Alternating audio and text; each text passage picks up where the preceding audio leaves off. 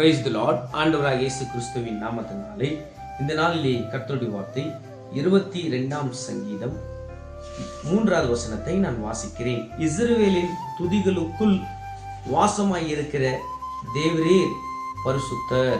கர்த்தருடைய பிள்ளைகளே, நம்முடைய தேவன் எப்படிப்பட்ட தேவன் என்றால் துதிகளில் மத்தியில் வாசம் பண்ணுகிற தேவன், துதியை விரும்புகிற தேவன்.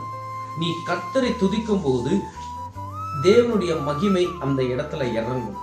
நீ தேவனுடைய பிரசனத்துக்காக ஒருவேளை நீ ஏங்கிக் கொண்டிருக்கலாம். நீ தேவனுடைய பிரசனம் உனக்கு வேண்டுமானால் நீ துதிக்கிற பிள்ளையாக நீ மாற வேண்டும்.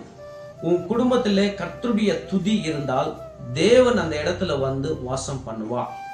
நீ உங்க குடும்பத்துல நீ துதிக்காவிட்டால் உங்க குடும்பம் கண்டிப்பாக பிசாசானவன் உன் குடும்பத்துல நிறைய பிரச்சனைகள், நிறைய குழப்பங்கள் கொண்டு வருவான்.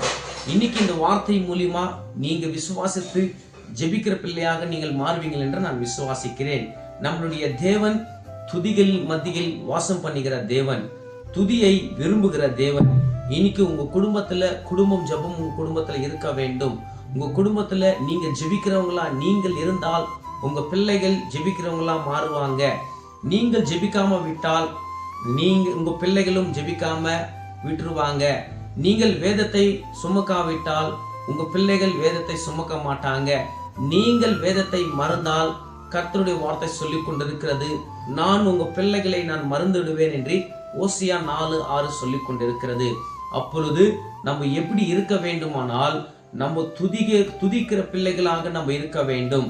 துதியை விரும்புகிற பிள்ளையாக நம்ம இருக்க வேண்டும். ஏன்னா நம்மளுடைய தேவன் துதியை விரும்புகிற தேவன், துதிகளுக்குள் வாசம் பண்ணுகிற தேவன். அப்போ நம்ம இனிமேலே தேவனுக்கு துதியை சொல்லுகிற பிள்ளையாக மாறலாம், துதிக்கிற பிள்ளைகளாக நம்ம மாறலாம். இனிமேல நம்ம குடும்பத்துல துதி துதி என்ற சத்தம் நம்ம குடும்பத்துல துணிக்கும் போது சாத்தானுடைய ஆளுகை நம்ம குடும்பத்துல வரவே முடியாது. ஏன்னா சாத்தானுடைய ஆளுகை அது எந்த இடத்துல தேவனுடைய பிரசனம் எந்த இடத்துல இருக்கிறதோ அந்த இடத்துல சாத்தானுக்கு என்ட்ரி இல்லை. இன்னைக்கு இந்த வார்த்தை மூலியமா கர்த்தர் உன்னோடு கூட பேசினார் என்று விசுவாசிங்க. அவர் துதியை விரும்புகிற தேவன். கர்த்தர் இந்த வார்த்தை மூலியமா உங்களை ஆசீர்வதிப்பாராக. ஆமேன், ஆமேன், ஆமேன்.